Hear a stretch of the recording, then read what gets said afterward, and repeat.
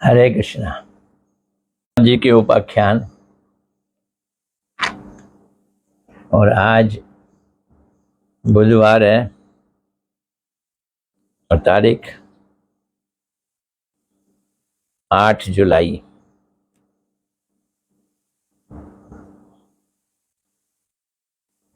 आठ जुलाई है।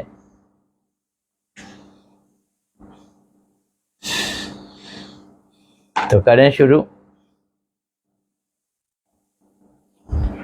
और बताओ आवाज है कि नहीं। पहले गुरुदेव को प्रणाम।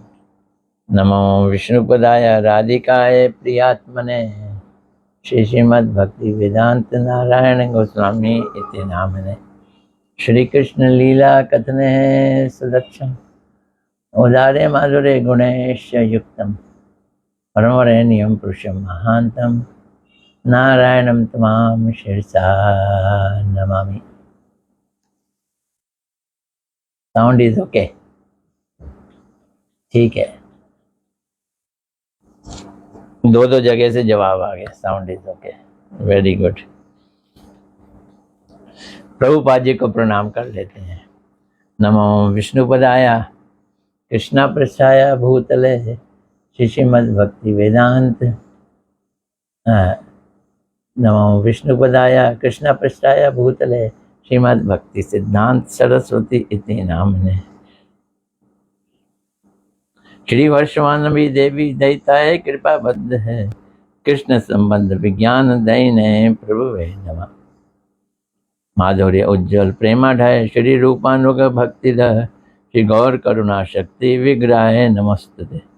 नमस्ते गौरवाणी श्रीमूर्ते दीन तारिणे रूपानुगा विरुद्ध अप सिद्धांत ध्वांत हारिणे।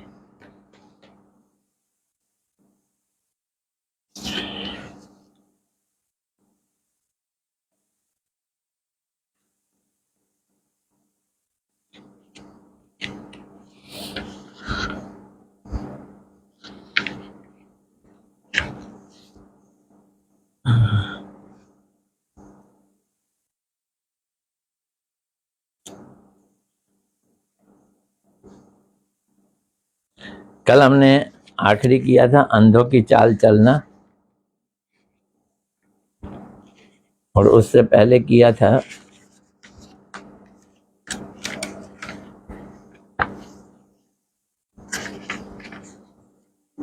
भेड़ चाल चलना। भेड़ एक गड्ढे में गिरती है तो सारी भेड़ें उसी गड्ढे में गिरती चले जाती हैं।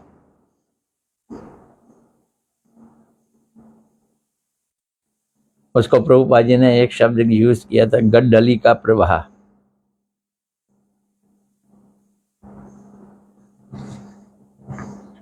तो आज हम उससे आगे शुरू करेंगे। आज का है अंधों का हाथी देखना।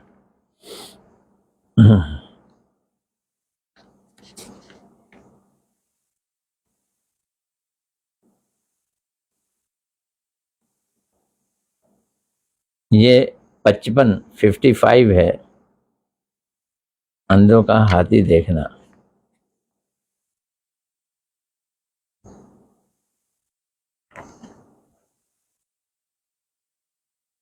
किताब की मोटाई के हिसाब से तो हम आधे से ज़्यादा कर लिए, लेकिन संख्या के हिसाब से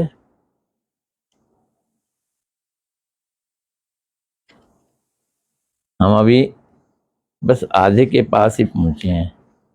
टोटल 110 है ना, तो आज हो गया 55, तो 55 मीन्स आधा। तो आज हम 50% करने जा रहे हैं अंधों का हाथी देखना।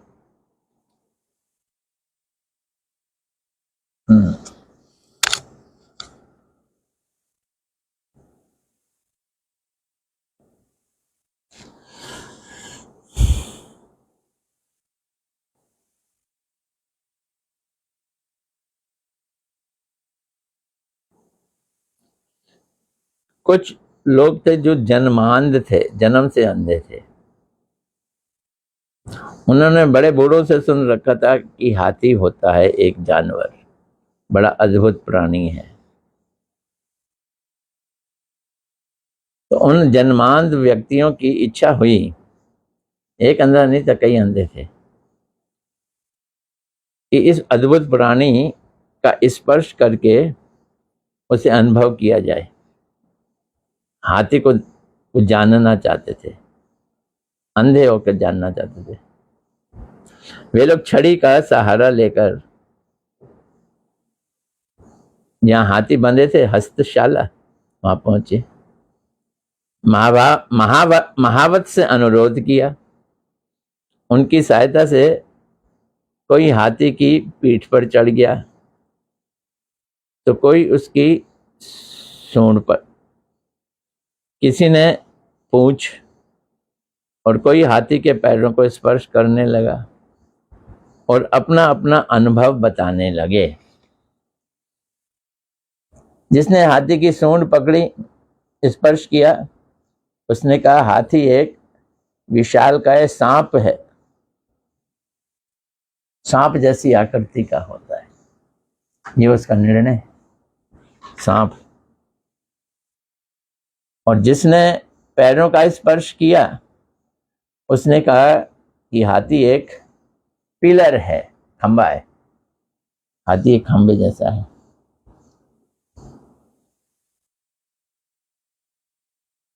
और किसी ने कान को स्पर्श किया तो बोला हाथी एक बड़े सूप के जैसा है। छाछ सूप होता ना, ऐसे ऐसे ऐसे।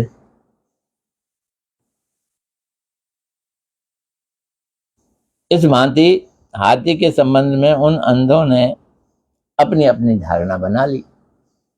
जितने अंधे उतनी धारणा। यही इस संसार में घटित हो रहा है। क्या हो रहा है? जो लोग विद्या, बुद्धि, पांडित्य अथवा प्रत्यक्ष ज्ञान के द्वारा भगवान के स्वरूप को समझना चाहते हैं,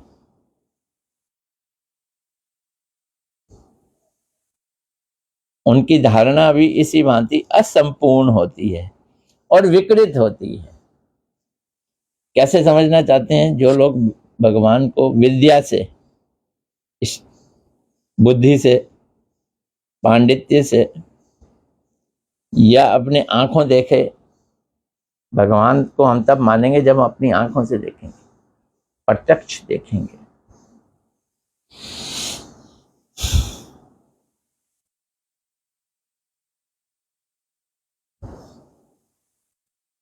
भगवान को प्रत्यक्ष और अनुमान के माध्यम से समझने का प्रयास करते हुए बहुत सारे लोग मायावादी बन जाते हैं, प्रत्यक्ष संदेहवादी बन जाते हैं,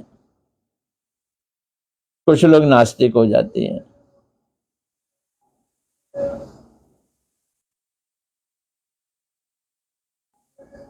लेकिन भगवान के भक्त के पास ये दिव्य ज्ञान और दीक्षा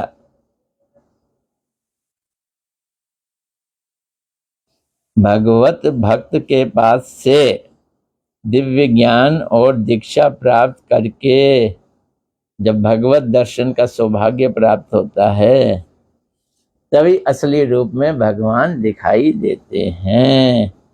वो जो दिखाई देते हैं वो परिपूर्ण होते हैं, वो उनका स्वरूप परिपूर्ण होता है।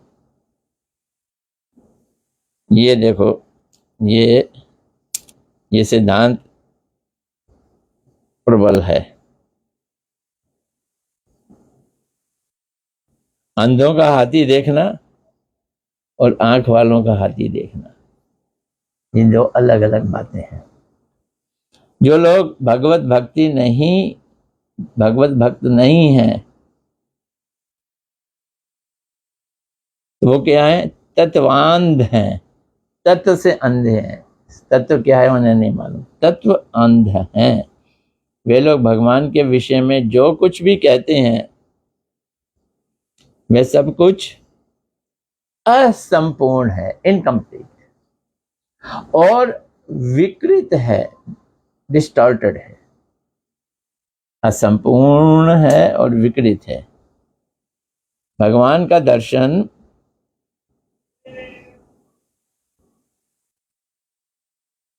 तो किया नहीं और ना ही अधिकार है, और घोषणा कर दी कि वो तो निराकार है।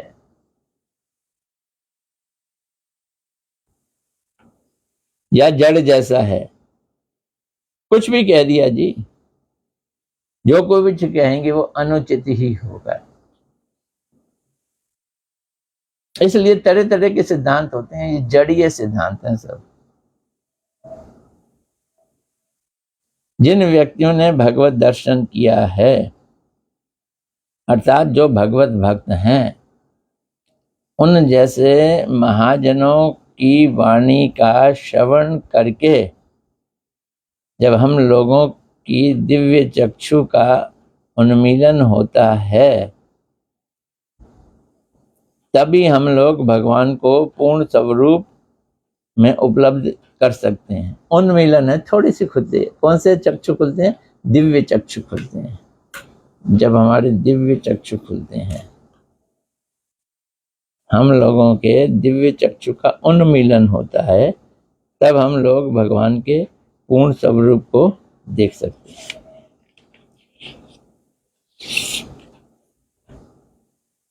एक छोटा सा है 56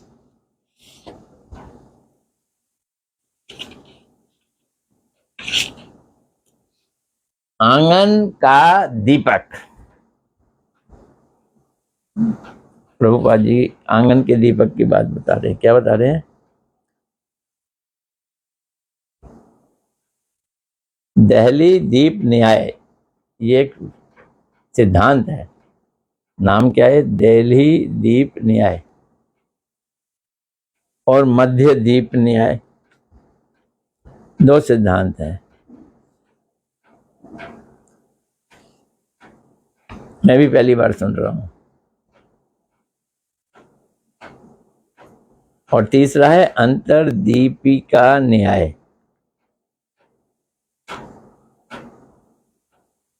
एक ही तथ्य है, लक्षित एक ही तथ्य क्यों करते हैं? घर और बाहर दोनों स्थानों के मध्य दरवाजे के चौखट के नीचे लकड़ी के ऊपर दीपक को जलाया जाए। चौखट पे तो दहलीज हो गई ना, इसे देहली कहा है उन्होंने। जिस तरह दोनों स्थान को वो प्रकाशित करता है, तो वो दीपक बाहर भी रोशनी देगा, अंदर भी रोशनी देगा। उसी भांति जो लोग भक्ति का याजन करते हैं, उनको भगवान की सेवा का लाभ तो मिलता है, संसार से भी उनको मुक्ति की प्राप्ति हो जाती है। गौण रूप से और अनायास ही हो जाती है। उन्हें अलग से प्रयास नहीं करना पड़ता, भगवान की सेवा करें बस। जिनको कृष्ण प्रेम की प्राप्ति हो गई है, उनकी संसार से मुक्ति भी हो गई है, ये मान लो। कृष्ण भक्ति हो गई और संसार से मुक्ति भी हो गई। भगवत भक्त दोनों ही उद्देश्यों में पूर्ण सिद्धि को प्राप्त कर लेते हैं। कौन से उद्देश्य? संसार से मुक्ति और भगवान की प्राप्ति, दोनों ही चीजें प्राप्त कर लेते हैं भगवत भक्त। और मुक्ति के लिए कोशिश नहीं करते।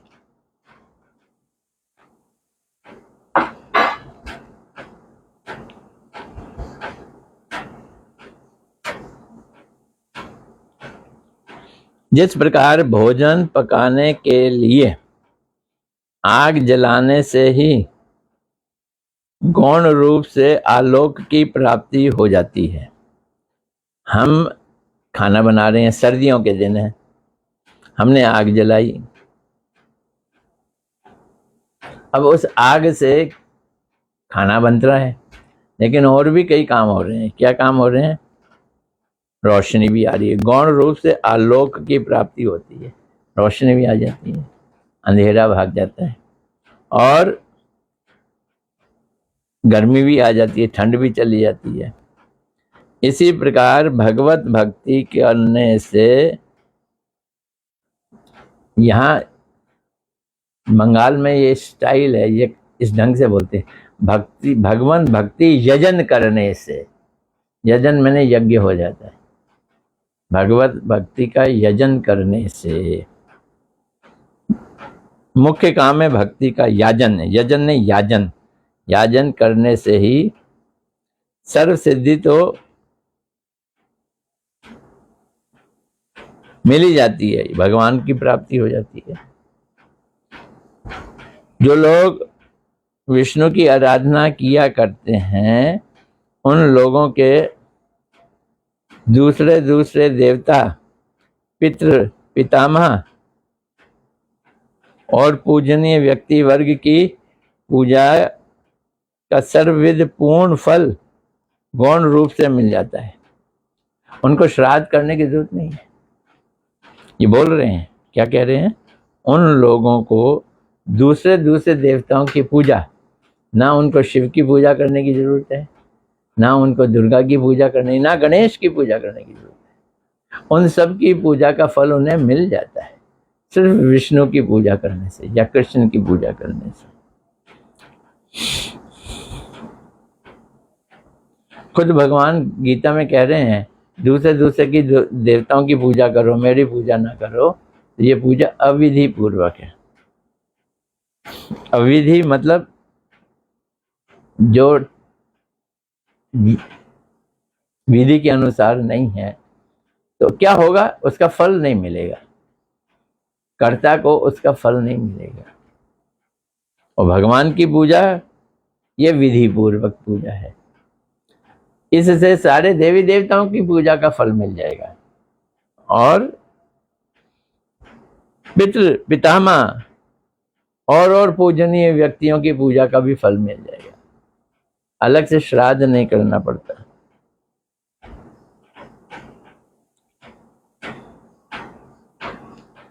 तो अलग अलग देवताओं की पूजा, पितरों की पूजा, ये भगवान की भक्ति करने का गौण फल है। गौण मैंने सेकेंडरी। पहला फल क्या है? भगवान मिल जाएंगे। मुख्य फल क्या है? भगवान मिल जाएंगे। और गौण फल क्या है? गौण फल ये है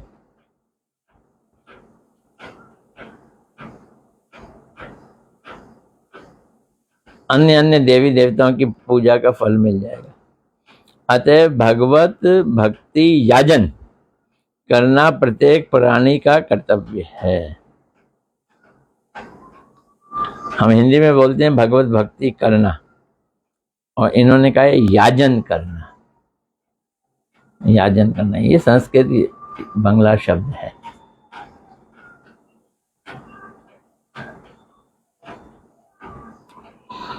चलो एक और है, ले लेते हैं, थोड़ा सा टाइम है, अभी 5-10 मिनट है। तीसरा,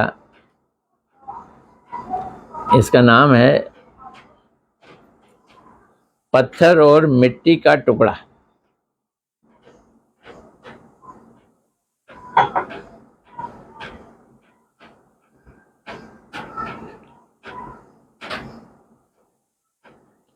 जिस समय रुई के साथ मिट्टी के डले की तुलना की जाती है, तब रुई की तुलना में मिट्टी का डला ही सख्त लगता है।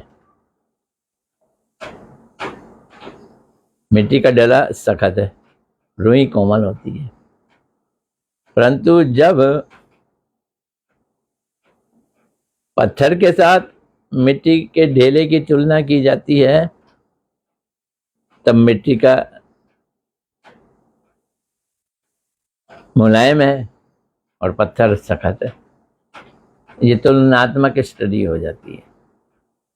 तो यदि कोई मिट्टी के डले की सहायता से पत्थर का चूरा बनाना चाहे कि मिट्टी के ढेले से पीट पीट के पत्थर को चूरा बना लो, होगा? नहीं होगा।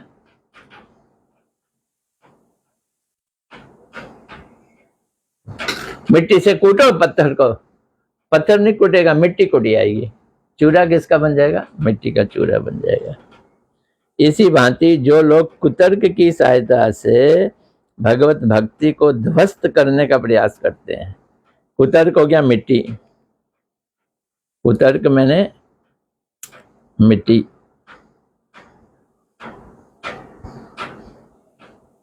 इस मिट्टी से वो तोड़ना चाहते हैं, किसको? भगवत भक्ति को ध्वस्त करना चाहते हैं, भक्ति को कचुम्बर निकालना चाहते हैं, खुद का कचुम्बर निकल जाता है। तो भगवत भक्ति को किसी प्रकार के संसारिक तर्क अनेक बार जाती है। अब हम सहारा तो शास्त्रों का लेते हैं, फॉलो भी शास्त्रों को करते हैं, और इन्हीं शास्त्रों में वो चीजें भी हैं जिनको हम रिजेक्ट करने के लिए भी कहते हैं। क्या है? कर्म की बात है, कर्म कांड है, शास्त्रों में ही है, यज्ञ वगैरह भी हैं, ज्ञान है, मुक्ति पाने की बात है, योग की बात है,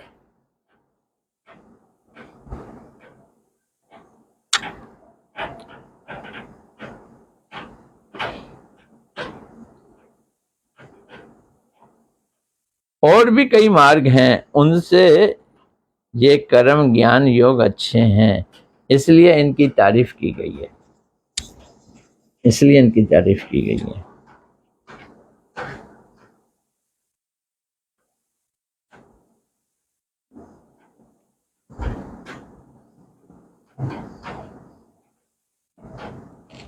अब देखो, पाप कर्म करो, असत्य कर्म करो, गलत कर्म करो, असत कर्म और दूसरे प्रकार के कर्म, बिना आलस्यमय जीवन यापन करने की अपेक्षा सत्कर्म करना श्रेष्ठ कर है।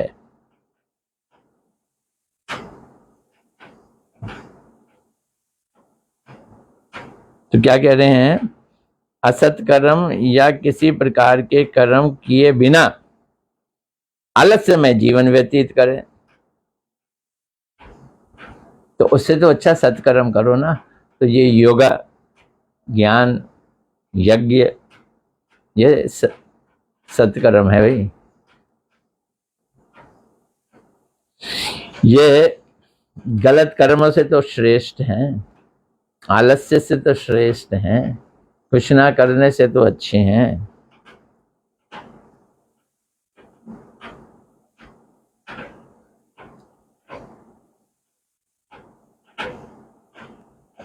अब देखो, गौर से देखो, सकाम कर्मों की अपेक्षा निष्काम कर्म अच्छे होते हैं, जिन कर्मों में कोई इच्छा ना हो, भोग करने की कोई चाहत ना हो। और निष्काम कर्म की तुलना में ज्ञान अच्छा है।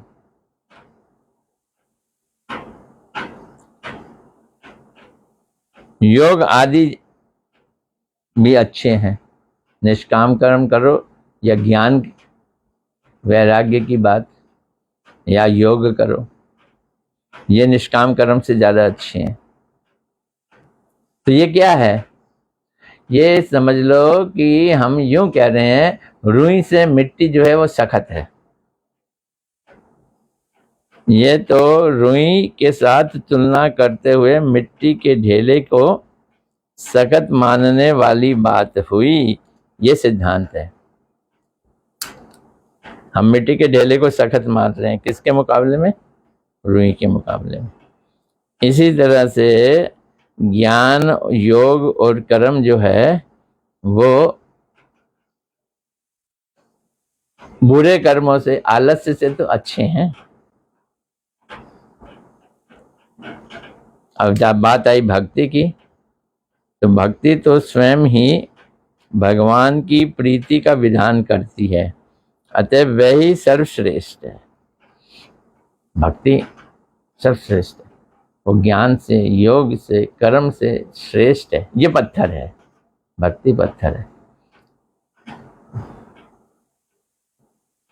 अर्थात जब भक्ति के साथ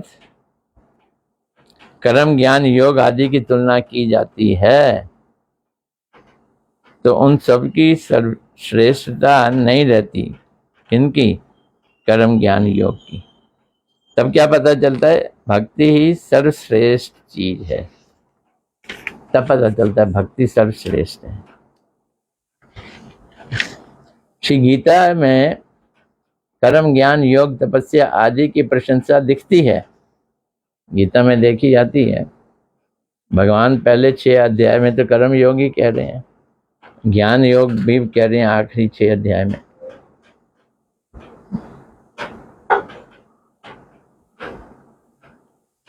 तप की भी बात कर रहे हैं, यज्ञ की भी बात कर रहे हैं। कर्म हो गया ना। जो लोग गीता के वास्तविक तात्पर्य को नहीं समझते वे लोग उसमें भक्ति, कर्म, ज्ञान, योग आदि समस्त पथों की प्रशंसा देखकर सभी पथ अथवा सभी उपाय समान हैं ये निर्णय ले लेते हैं। तो गीता में भगवान ने भक्ति की भी बात की है, ज्ञान की भी बात की है, योग की भी बात की है। तो ऐसा लगता है ये सब बराबर ही हैं। इस भांति चिंतन करते हैं। परंतु गीता के 6 अध्याय के अंतिम श्लोक में ये दिखता है स्पष्ट रूप से कि तपस्वी की अपेक्षा योगी श्रेष्ठ है और ज्ञानी की अपेक्षा योगी श्रेष्ठ है, कर्मी की तुलना में भी योगी श्रेष्ठ है। सब में तपस्वी की अपेक्षा योगी। क्या कह दी ऊंची बात? ये कह रहे हैं जो भक्ति करता है, भक्त योगी है, वो योगी से भी श्रेष्ठ है। योगी किससे श्रेष्ठ है? तपस्वी से, ज्ञानी से, कर्मी से योगी श्रेष्ठ है। और योगी से श्रेष्ठ कौन है? भक्त योगी श्रेष्ठ है। राजा अथवा विचारक अनेक कानून बनाकर सबसे अंत में जो कानून अथवा विधि के द्वारा पूर्व के समान कानूनों या विधानों को निरस्त करके, पहले कानून बनाए थे वो कानून उन्होंने खत्म कर दिए, निरस्त करके चरम कानून, नया कानून बनाते हैं, श्रेष्ठ कानून बनाते हैं। वही अंतिम विधि है। सबकी अपेक्षा शक्तिमान संपन्न होती है, उसे ही लागू किया जाता है। तो गीता के अंत का कानून सुनो क्या है जो लागू होना चाहिए? दूसरे सभी धर्मों का परित्याग करो, सर्वधर्मान परित्यज्य, और एक मेरी शरण ग्रहण करो। ये गीता का अंतिम कानून है जो लगना चाहिए, जो लागू होना चाहिए। अंतिम कानून क्या है? सब धर्मों को त्याग करके एकमात्र मेरी शरण ग्रहण करो। तो इसी तरह से एकमात्र भक्ति के द्वारा ही मुझको प्राप्त कर सकते हो। और ये क्या है? ये सर्वगुहितम उपदेश है, सबसे ज्यादा गोपनीय उपदेश है ये। ऐसा कहकर भगवत भक्ति ही भगवान की साक्षात्कार लाभ का एकमात्र सर्वश्रेष्ठ उपाय है। ये भगवान बता रहे हैं भक्ति सर्वश्रेष्ठ उपाय है।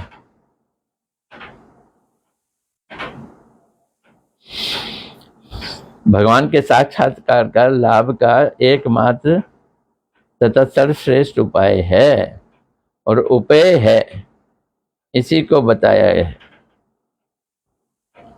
तो ये हमने किया पत्थर और मिट्टी। भक्ति है पत्थर, कर्म, योग, ज्ञान, तपस्या है मिट्टी, और पाप कर्म जो है वो है रुई। पाप कर्म आलस्य से ज्यादा श्रेष्ठ कौन है? रुई। रुई, रुई से श्रेष्ठ कौन है? मिट्टी। श्रेष्ठ मतलब ज़्यादा सख्त मिट्टी है।